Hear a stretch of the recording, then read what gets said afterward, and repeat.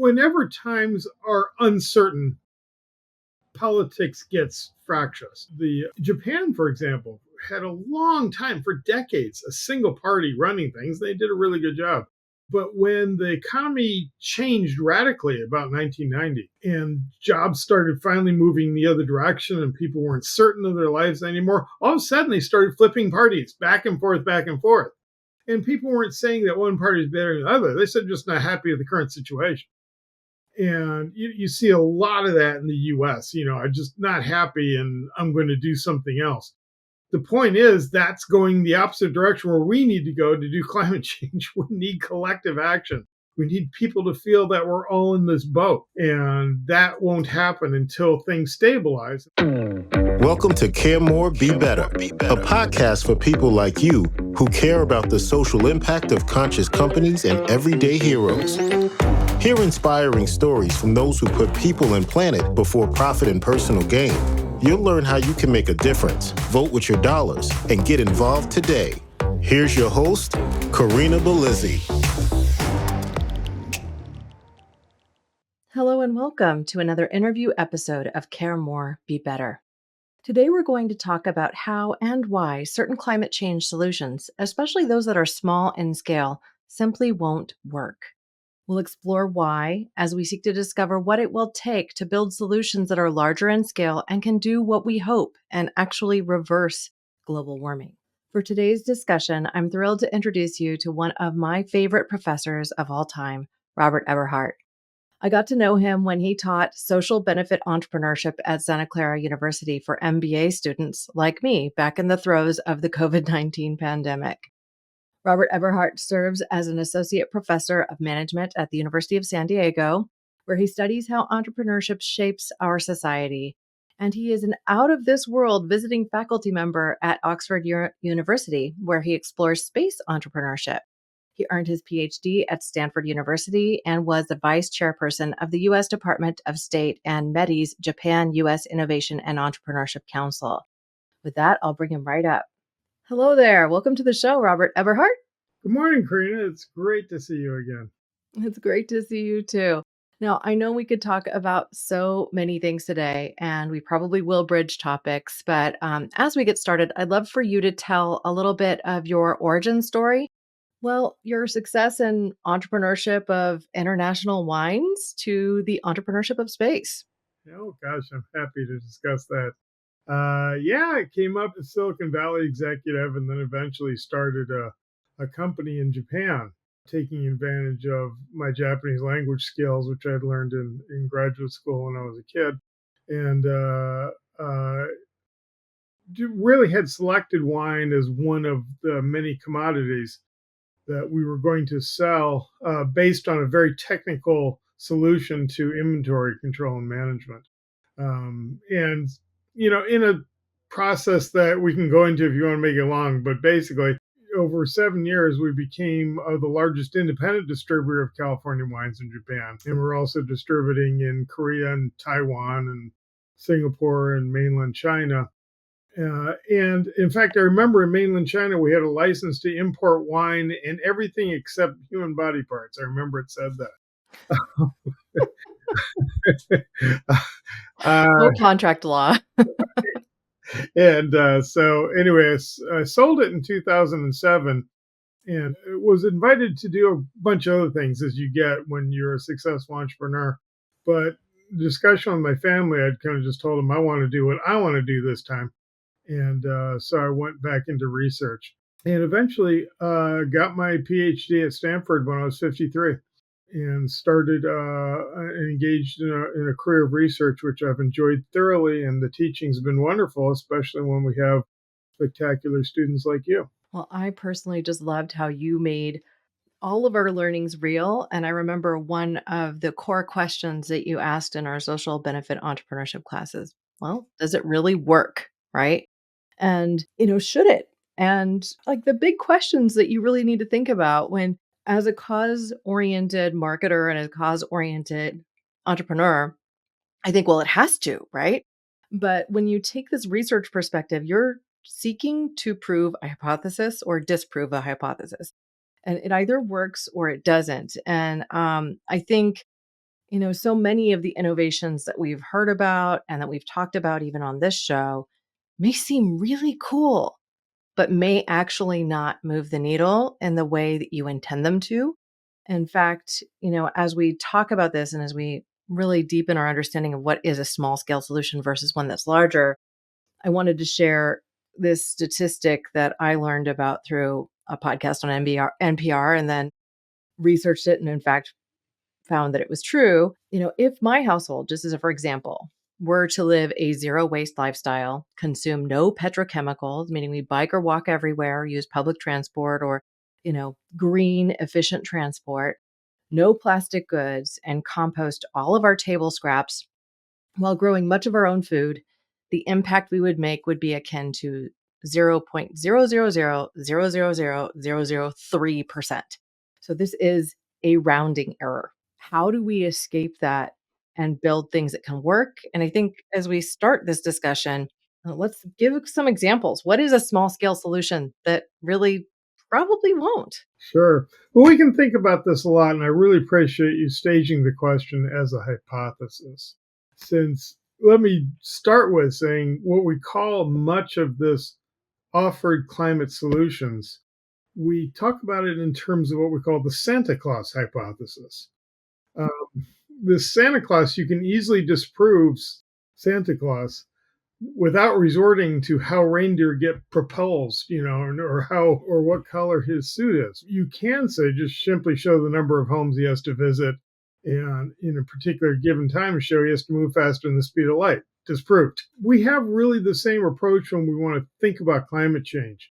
And probably the right way to put it is that all the carbon removal and sequestering and mitigation efforts in the world today is saving us tens of thousands of tons of carbon, taking tens of thousands of tons of carbon out of the atmosphere. And that's great, except we have to take out 2 gigatons of carbon. Okay. So That's a huge difference. right. So 10 billion tons annually if we're going to do it in the next 10 years, 10, 20 years.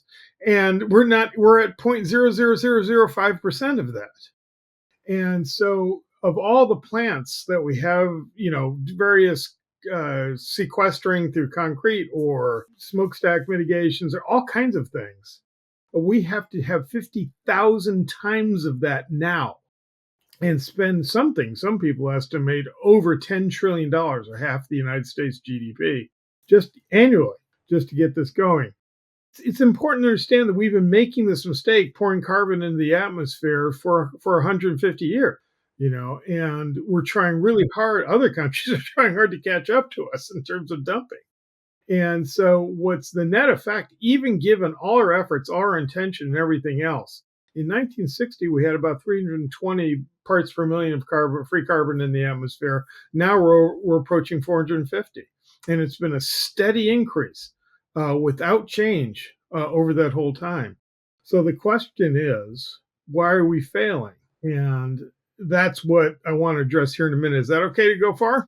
Sure. It sounds like a plan. Yes. Okay. Really, really good. Well, there's several things going on here. One, and it's fundamentally our orientation of solution. And let me point this out a bit. We are thinking that these solutions are individual organizational efforts.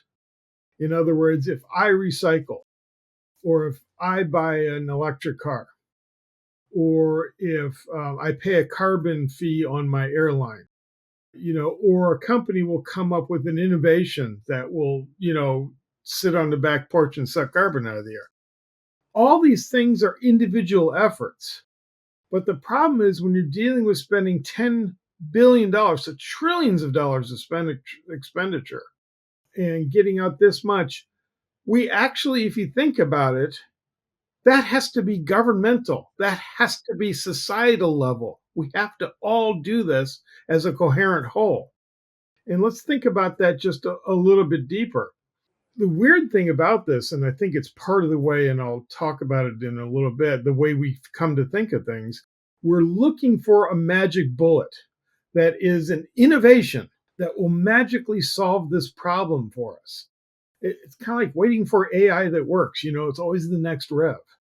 And the what the problem, of course, with that is that small scale doubled is still small scale. And the other problem is we actually have the innovations in the world today that we need if we're going to solve this problem. And I'll give just a quick example. And I'm not suggesting that we do this, although sort of I am. The governments of the world could decide through the United Nations or some other agency that we're going to ban all internal combustion engines, and ban all internal combustion power plants. We're just going to ban them, and we're going to replace them with solar and wind and nuclear and, whatever we can develop. We're just going to shut down the coal-fired plants. We're going to shut down the gas-fired plants. We're going to replace them with other plants, and we're going to make a goal in 10 or 20 years that every motive force in heating is electricity, and every electricity is generated renewable or zero carbon. We have all that technology now. We can make those decisions today. And the reason that seems impossible to us is the problem, because we know we can't get everybody together to say that. But it points out that the problem is not technical and entrepreneurial and innovative. The problem is social and political. And Well, they're going to and be what have we done too? We've privatized much of our energy. And so now you're talking about making a private company take on a giant investment instead of having it just be a public utility. The example here in California being Pacific Gas and Electric. And, they haven't made all of those upgrades and changes. And now in my local area, I'm preferentially paying into a system that is green energy. However, there is still latent waste in the system. And, we still have outages and rolling brownouts or wind outs is what I've been referring to them as, because PG&E has to shut down the grid if it's super windy for fear of igniting a new fire that could then burn our forests up and create more carbon in the atmosphere and lose more homes and destroy more livelihoods along the way. So, I mean, this is just one small example within that. But then you also have that societal problem of people just pointing the finger instead of taking accountability. And so we do that cross culture. We've moved much of our manufacturing to China and to Asia. And so the the vast scale of pollution that we see there, we're responsible for here as much as the stuff that we're generating in this space. So how do we then integrate? I mean, that's why the problem is so big, right? That's exactly right. And I think you put your finger on the right problem when you say the privatization of much of the public utility system and the motivation becomes profit rather than service. And it divorces it from policy goals. In addition, we point at China, but we're the ones who moved our factory, and it becomes finger pointing. What's interesting to note is that when we focus on these individual or minor things, we actually end up creating a resistance. And I'll give you a really good example. We all know right now, there's been a discussion now about how gas stoves are bad. They generate carbon. That's banning gas stoves isn't going to help much. And it does make a lot of people angry just to suggest it. It makes it sound like, oh gosh, carbon's going to impose on me. And the point is, we lose a lot more than we gain because we're not thinking, I think, that large social changes take place over a long period of time from consistently making people seeing how it's in their benefit to do it. In my lifetime, there have been two very large social changes to the world. And one of them was during around 1980, when the old idea of government and industry cooperation fell apart and it became privatization and monetarists and market forces.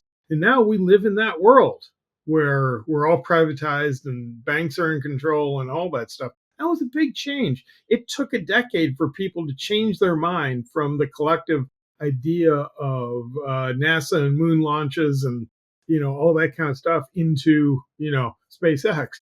And the second change, and we've seen it happen in yours and my short span here, has been the rise of MAGA. Hmm.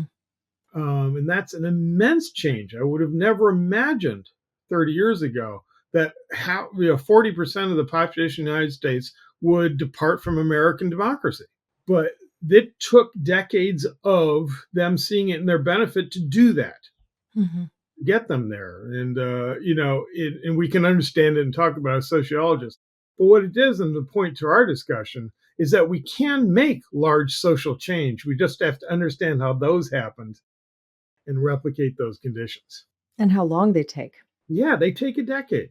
So, if we know that it's going to take a decade and we need these changes now because we need to accelerate the amount of carbon that we're capturing and ultimately dramatically reduce the emissions that we're creating at the same time that Joe Biden in the office has signed off on more new projects for oil fracking and oil exploration than I think anybody on the left really anticipated. So, we're actually grabbing more oil out of the ground than we even did in the last administration. So, what do we do about that? And how do we shift so that there isn't this level of new oil exploration?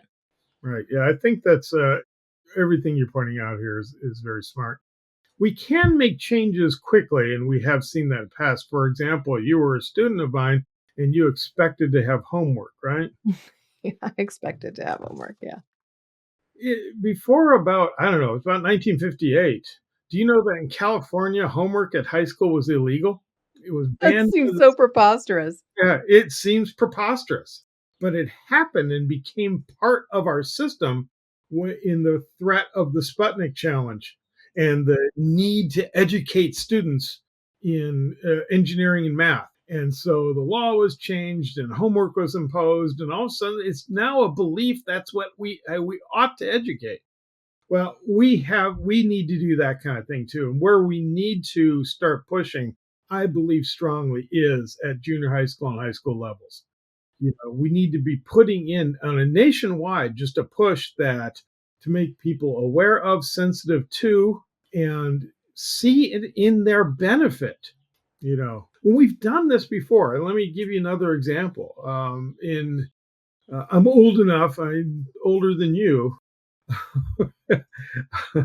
I remember when cities, I grew up in southeastern Michigan. I was born in Detroit.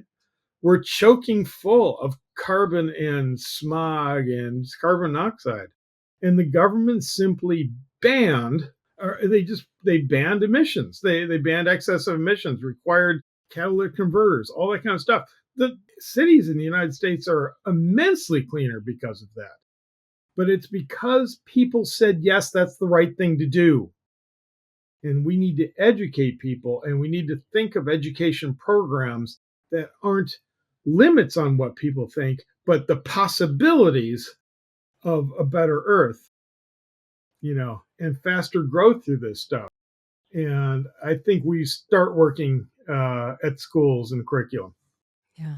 Well, I'm here in California, and my son even was in a play in third grade, right? He's entering fourth grade now, that was all around the climate. And he played an energy efficient refrigerator.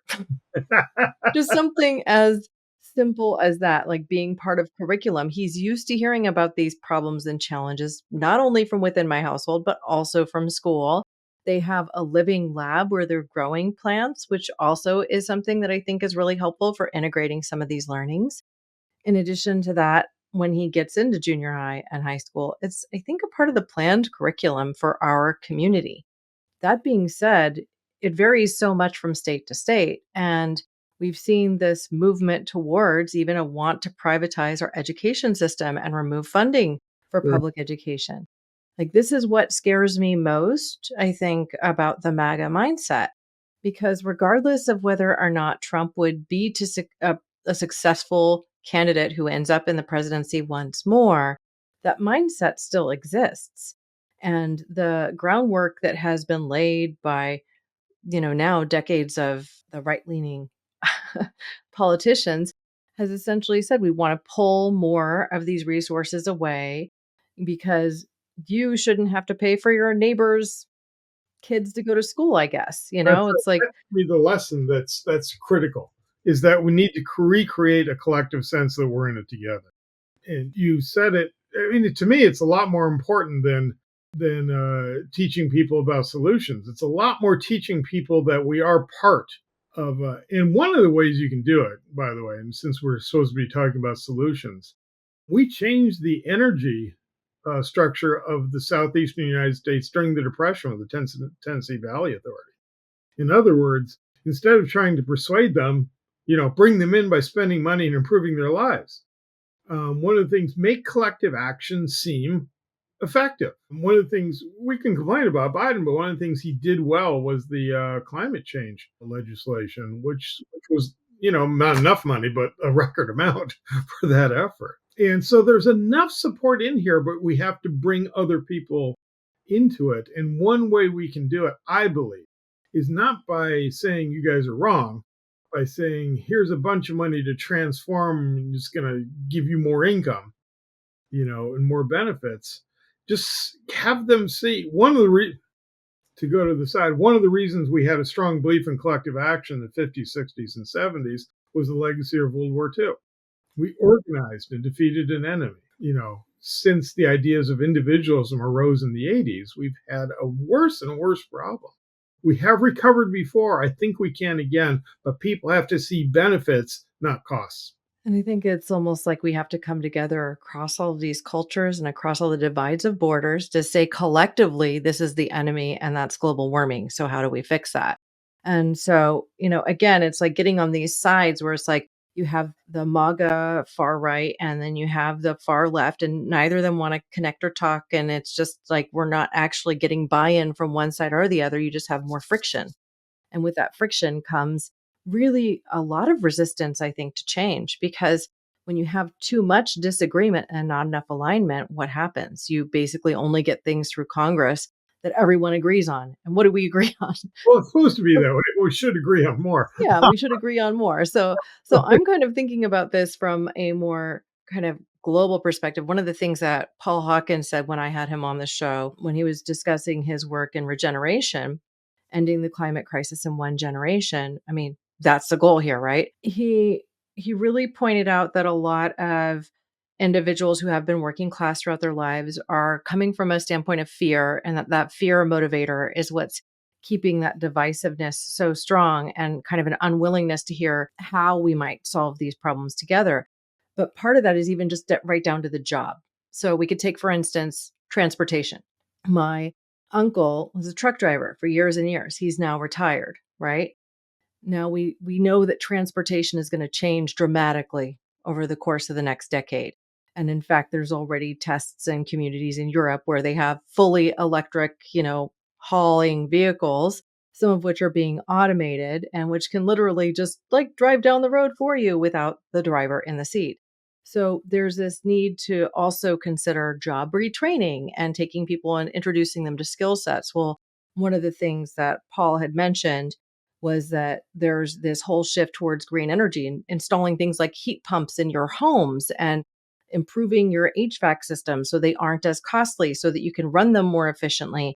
And so that as we make this full sweeping transition to a green energy lifestyle in many communities around the globe that are less at risk to go down because you have wind and things like that, but that also are more responsible from an energy consumption perspective, that we're going to need skilled laborers who can do this work.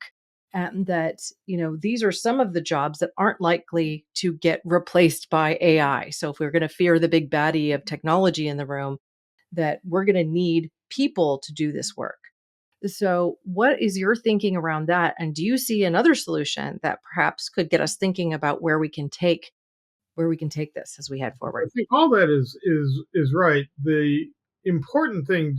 One of the important things you said is if we're going to build these new transportation things, and let's assume that they're going to be demanded, that the factories be in places that we need to convince people that this stuff is beneficial to them. I don't think Elon Musk is deliberately putting a Tesla factory in Texas to convince people that climate change needs to be fixed. But I think it'll have that effect because people start seeing their economic future be in electric cars. We need to convince people. We also, one thing I want to bring up here that I think is important is that we have to recognize that there is an active and well-funded opposition. The financial system, for example, why don't we have high-speed rail in California? There's no reason we don't have it. I mean, if you had high-speed rail between San Francisco and Los Angeles, it'd probably triple California's GDP. But instead, we have different airlines flying every time, throwing tons of carbon into the air, plus all the driving to the thing and all the effluent of an airport.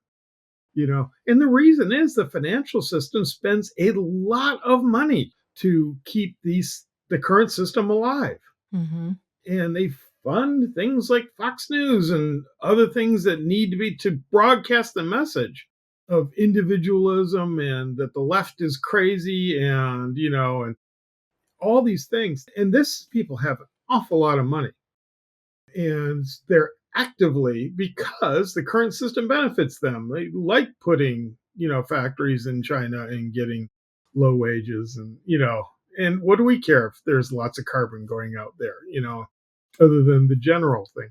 So we need to think about how do we rebalance our economy. Of course we need banks. Of course we need investors. But how do we balance it to where it's back to where it was 3% of the economy instead of where it is now 10% of the economy? Well, I think one of the major arguments that we need to put to bed is this whole idea that what leftists are advocating for is socialism. Right. Because essentially, what we are talking about here is actually holding big companies accountable too. What we've done instead is make them too big to fail. And so we have these monopolies that are so entrenched that the government comes and saves them. Well, what's the government? The government is our tax dollars. So our tax dollars are funding the success of these big multinational companies. Now, sometimes they pay back, but sometimes they frankly don't. And in the meantime, what we're exposed to is rampant inflation and other challenges that impact our real lives today. Whereas if these larger companies were taxed appropriately, if they were actually part of the solution and we didn't build a system that made them too big to fail, I mean, we're essentially in what is more of a socialist capitalism. Like we're creating big companies that operate as socialist organizations in a way by saying you can be too big to fail and we're going to go ahead and foot the bill for that. So, I mean, I would personally rather that my dollars go to fund somebody's education so they can be part of the solution than fund more success at a bank that will never really care about what I'm doing in my home and that is more likely to do things like fund oil projects around the globe. I mean, that's the reality we live within. Chase Bank is the number one offender in that arena. And, frankly, a lot of us bank with them. So what do? You got to find another solution. And then even finding out about the other solution is so hard. Like, what bank is responsible? I'm now Well, moved to a local credit union. they're certainly not going to buy advertisements to tell you. I mean, that's the thing. One of the things that probably makes this most real to most people, and I tell them, is that we have less than half the number of companies, public companies in the United States, than we did just 15 years ago. And they've become bigger Mm-hmm. and they've become more powerful. And their interest has become just their stock price. One of the things you'll see many companies do, instead of innovating in solutions, in making things, they buy their own stock. If Mm-hmm. the best thing they can think of to do with their money is to buy their own stock, that means they've run out of ideas. And then they can award dividends. Right. And they just get richer. And the point being is that, it's their interest to keep the system going. I don't actually blame them as people, I mean, they're acting in their own interest. But we have to make sure that you can't pile up large piles of money. And so we need, first thing, I think this is saleable, and this is part of the solution, is we need to tax much higher, particularly if you're buying your own stock, particularly if other practices.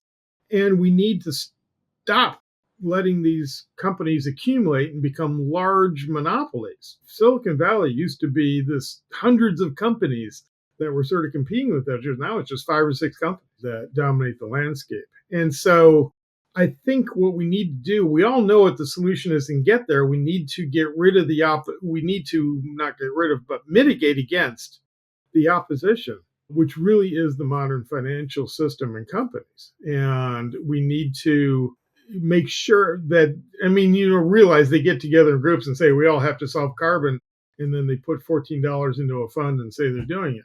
You know, we need to get the point where people feel comfortable and don't get other messages so that we can get messages through. You need to work together. There's positive benefits for you. We can get money to you, and this will benefit all of us. With the opposition, they don't see it because they're given the opposite message. Here, here. I'm thinking of things like British Petroleum, BP. Like, what did they do? They really helped consumers to think that the carbon issue was their issue while taking no responsibility for it themselves. And, saying that they're working on green energy and something like 2% of their R&D dollars are going towards that. So and I'm not current on that number, but I'm sure it's around that still, right? Like the last time I looked, that's where it was. And also the last time I looked, that's where funding for female founded companies was 2% from VC dollars going to female founded companies. I think that's about right. No, you're right. It's just there's a lot of this counter messaging going on, and we need to, among putting together our positive programs, we need to also mitigate against the opposition because that just slows us down and convinces a lot of people. And it adds the other thing, we ought to be careful what we choose to advocate so we don't feed into their narrative. And that's why I worry about the gas and electric stove stuff. It just feeds into it suggests, one, we are advocating for individual solutions rather than, collective. And second, it just feeds into it that we're going to take away something from you. And not that it's wrong, it's just that it's defeating. We need to really get there because we are getting tons of messages, and you see it on campuses. In my campus, for example, there's this saying showing over: a rainfall begins with a single drop. That's not what causes the rainfall, the single drop. That's a message of individual action. Actually, rainfall is a highly organized thing of air flows, of moisture flows, of a cyclonic version phenomenon in the atmosphere. It's a big collective effort to make a rainfall. We need to transmit those messages. We all need to work together because we do. I mean, and the challenge I see here too is that we don't have a very good way to activate as groups. And I think we're getting less good at that with the rise of social media. You'd think that we'd be even more connected and more able to activate. But what has been seen time and again is unless we get in person to actually collect and convene and push for change, that these things just become kind of a wish and a dream. And it's easy to dismiss. I even have sometimes wondered, I get all these electronic petitions coming my way. If those electronic petitions do a single thing versus the ones that I see, set up in front of the store, they're asking me if I'm registered to vote, and if I am, making me aware of specific issues. I feel like that has more of an impact on me personally because I'm like, oh, this is going to be on the ballot. Oh, you want it to be on the ballot. Great. Okay. So what can I do to help with that? There's just something about this in-person interchange that we're losing. Yeah, I think it just throws us into our individual little silo where we're getting our own information and our own view of the world. I think it was probably better information when it was a set of editors who kind of decided what the news was, and you Oh got gosh. kind of a similar issue. But that had its own problems too. Yeah, I mean, at least we had some agreement, like people listened to the nightly news together, they were at least on the same page, Well, right? that's right. And so I think partially a lot of things have happened, and part of it is beyond my saying. Certainly, gerrymandering is a problem. The lack of competitive districts. The district that I grew up in middle of Michigan, when I was growing up in it, was reliably purple. I mean, you couldn't tell. Every 2 years, it switched parties. Democrat and Republican. Now you can't even say that you're a Democrat in that county without, it's just become so solidly. There's no way they're going to elect anything but a Republican forever. And other districts have become, pure blue. And that polarization, I think, is because of silos, but other people have studied this more. We have to go figure out where we can affect change. Gerrymandering might be one, taxing might be another. We have to take a long view and start chipping away at this. It was chipped away from us over a very long period of time by very smart people. And we need to be very smart and equally strategic. We need to realize that the Supreme Court, to alter it, is going to take a decade and involve elections. We need to change schools and change funding. So, in other words, my view is we take all the energy trying to find little solutions that are not going to work. If we at least act collectively and craft the social political solutions that will, I think eventually we will get there. So I think this gets to one thing that is on everybody's mind because it's an election year, and that is how we vote.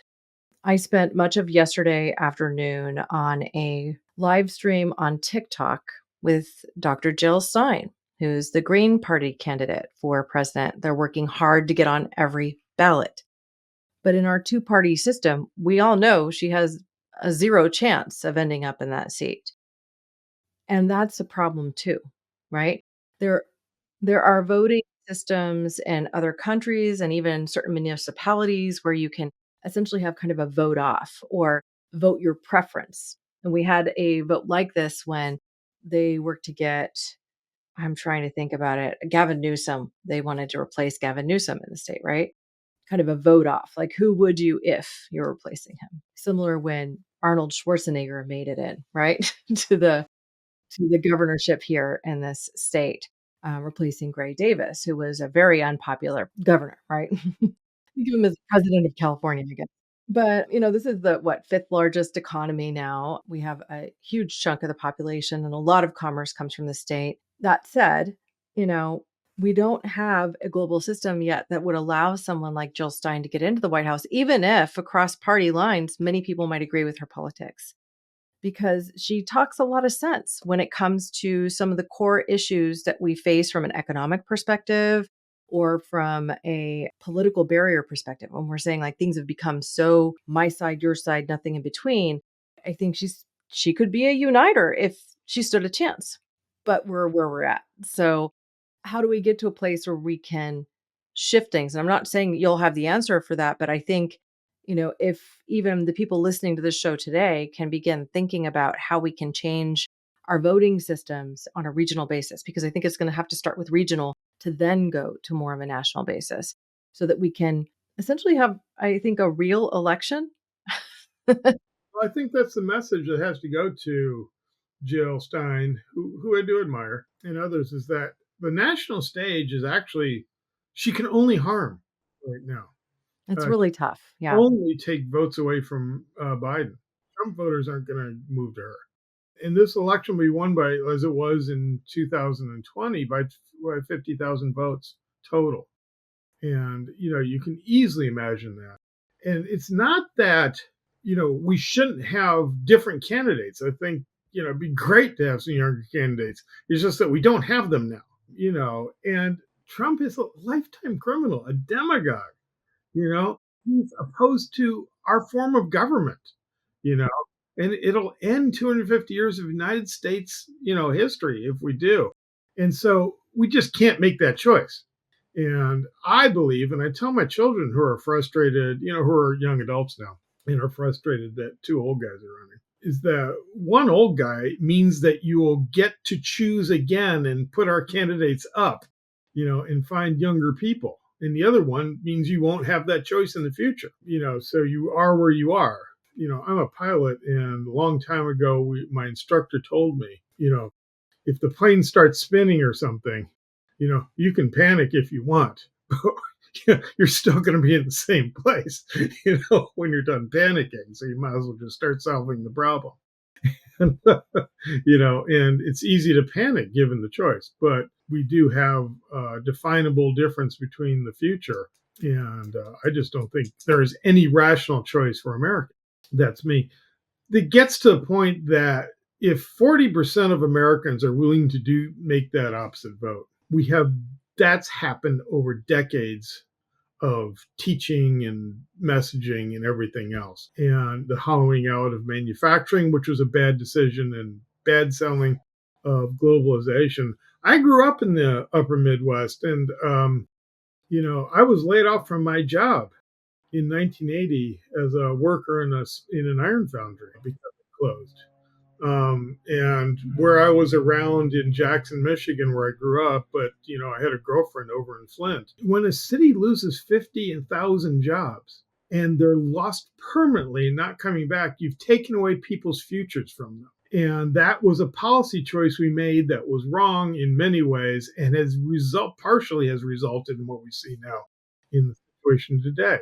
And the message we give them is that it's your fault you didn't train yourself for the future jobs. Again, it's a radicalizing sentiment. So I think we need to, as you really point out, operate within the political world, but really intelligently, and start making people feel better. When they feel better, they'll vote better, in my view. And rather than humiliating, rather than saying you're wrong, and rather than splintering. Right now is just the wrong time for Kennedy, Stein, all those other guys. Although I think Kennedy will draw from Trump, but that's just me. Well, I saw him speak through TikTok as well, because I've been like trying to keep tabs on what's happening in our present political system through that platform. And I found it to be really interesting, the types of coverage that you're seeing unfiltered in that space. But RFK is speaking at, a libertarian summit, but Trump was also there. And so Trump was essentially booed off the stage at this libertarian convention. And the reality for them is that they see him as being anathema to what they want to see. It was nice to see that on a public way. And I think we need to see more people willing to convene together and to speak with gravity that they're not for this particular individual. I'm also pretty tightly knit with some people in the regenerative farming space, and they seem to have locked on to RFK and really want him to be in the presidency. And my belief is many of them would have gone with the right party, meaning, you know, so that's probably votes from the Trump campaign. But it's just, we live in such a fractious time. It can become really appealing to say, I'm sick of throwing my vote away. It doesn't matter anyway. So I'm going to vote how I feel. Oh, exactly right. They become very individualistic, what one observer called selfish votes. In other words, I'm going to vote all about me rather than about the country. And I think, it's really important to understand that first of all, whenever times are uncertain, politics gets fractious. Japan, for example, had a long time, for decades, a single party running things. They did a really good job. But when the economy changed radically about 1990 and jobs started finally moving the other direction and people weren't certain of their lives anymore, all of a sudden they started flipping parties back and forth, back and forth. And people weren't saying that one party is better than the other. They said just not happy with the current situation. And you see a lot of that in the US. I'm just not happy and I'm going to do something else. The point is that's going the opposite direction where we need to go to do climate change. We need collective action. We need people to feel that we're all in this boat. And that won't happen until things stabilize. And that's why I think we won't get it this election, but we will get it the next election if Biden wins.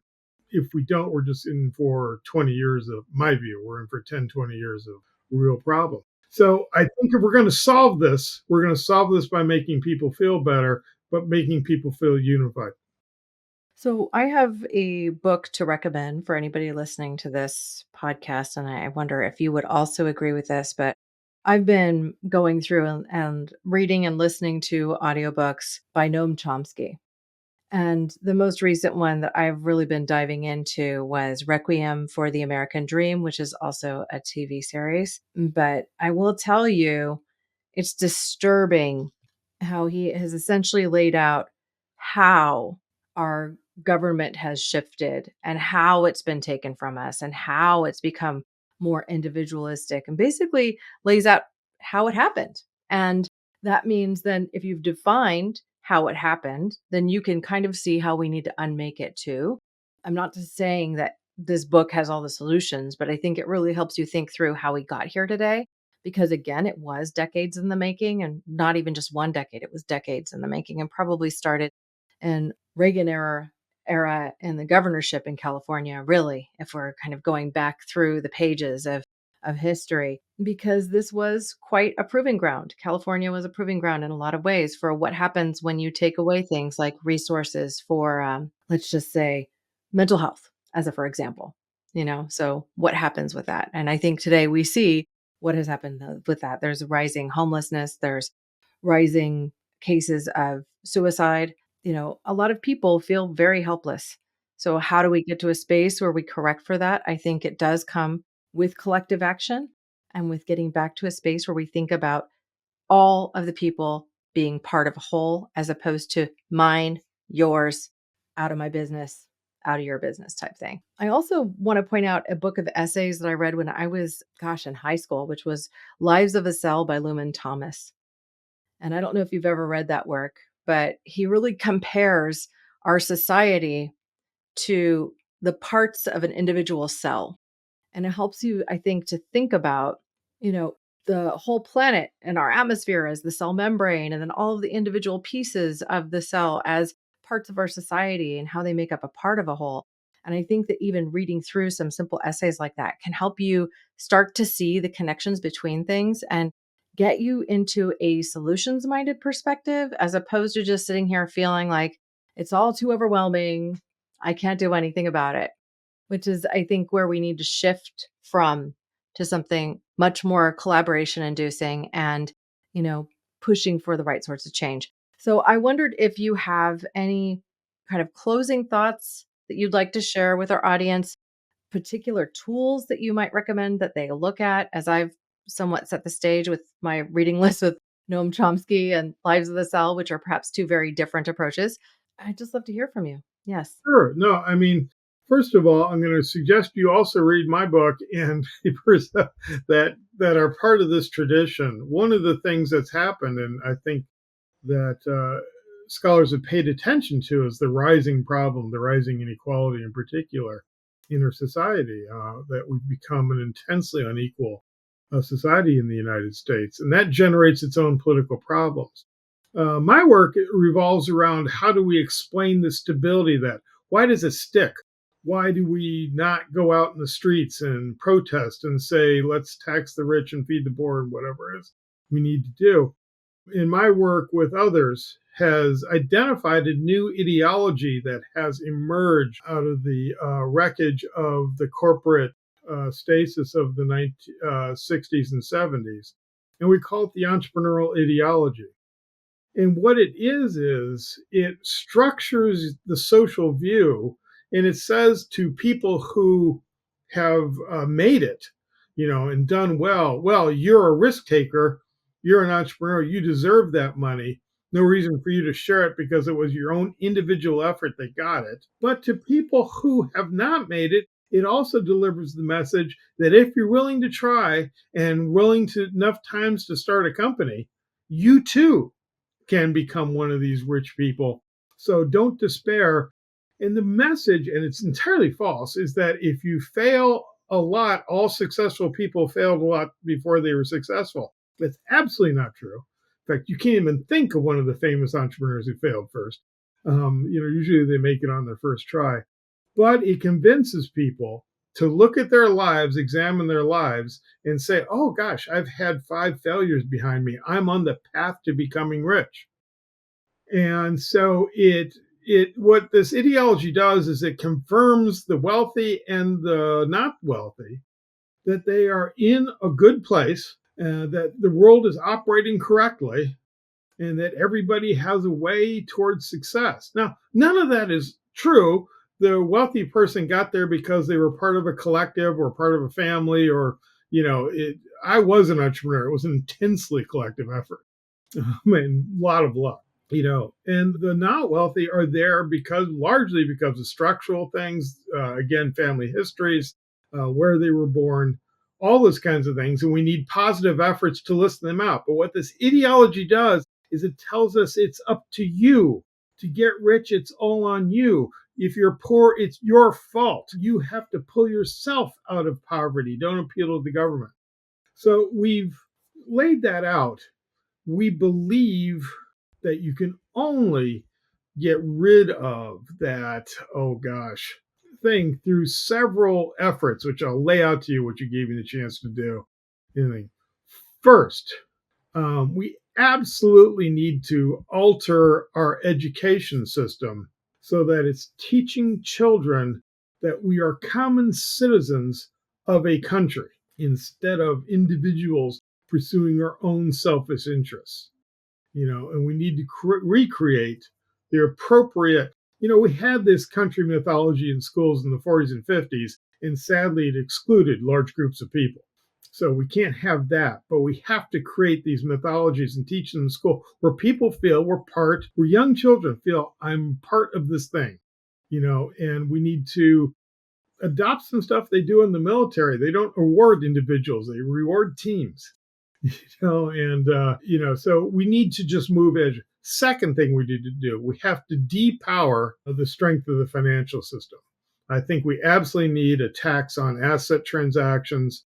I think we should be pushing the marginal tax rates back up to 70%. We need to do something about inheritance. And third thing, we need to disenthrall ourselves from the idea that the corporation only duty is to its shareholders. We need to start teaching people again, as was the common view before about 1970, that corporations owed and had obligations to their community, to their employers, to the world around them. And yeah, they're shareholders too, but it's a whole group. And that needs to happen educationally and also in the corporate recognition in the corporate world. It's been really weird to me because shareholders are the most protected class in the corporate world. They can't be reduced below zero, but the employees can lose their job and their future. So we need to start, I think, moving everything we can do. Fourth thing that I've proposed very hard, I do think we need to send young children, 18 through 21 into national service.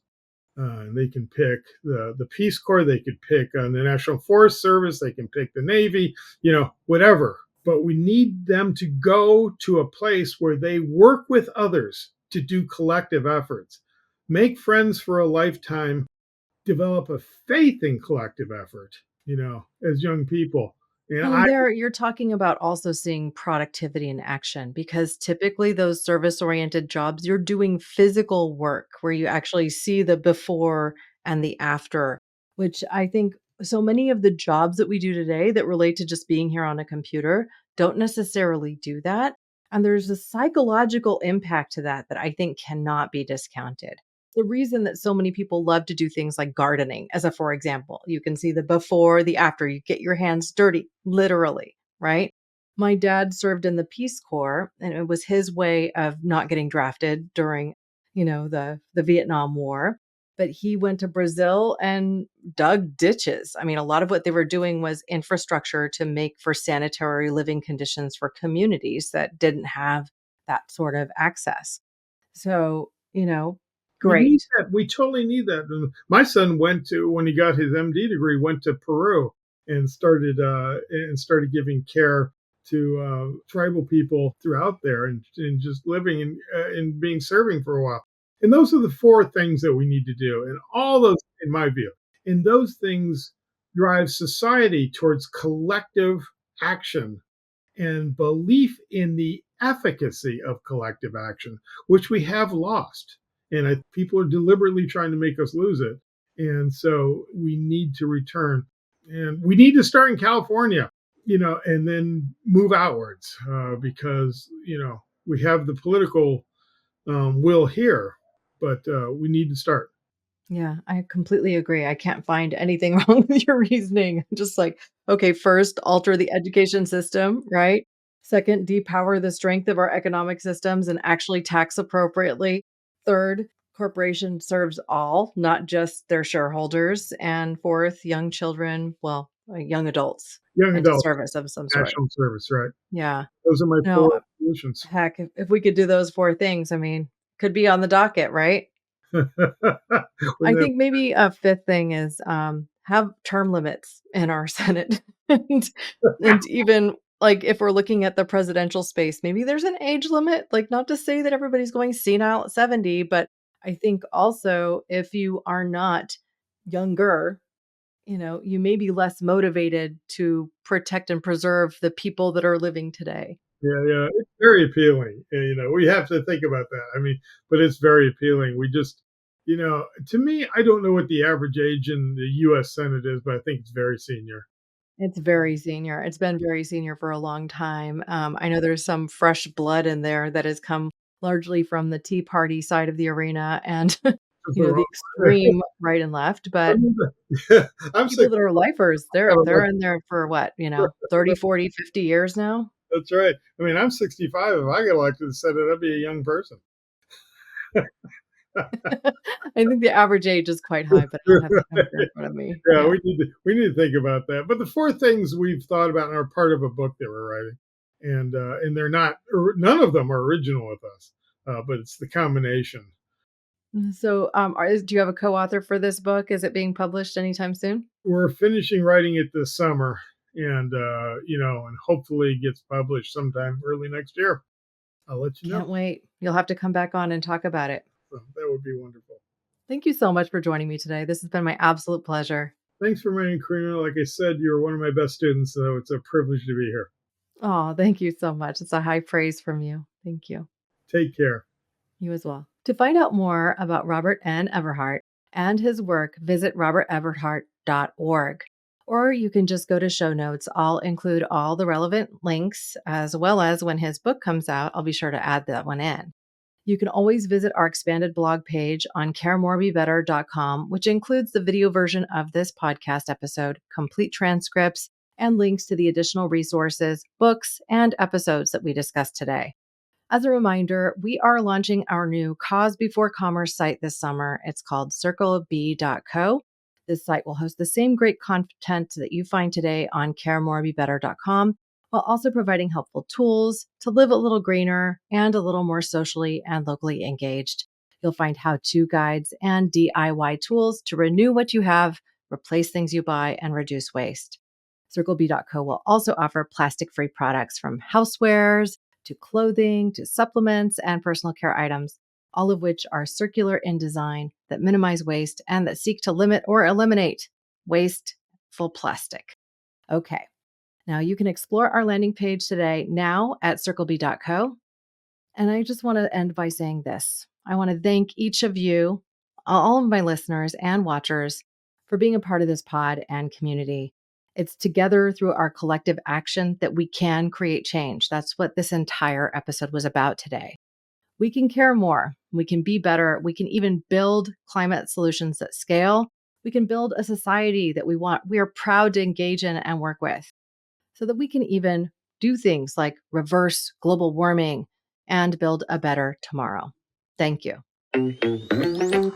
Thanks for listening to Care More, Be Better, a podcast for social good. To make sure you never miss an episode, subscribe, rate, and review wherever you listen to podcasts, and share with your friends to help us reach more people and spread more social good.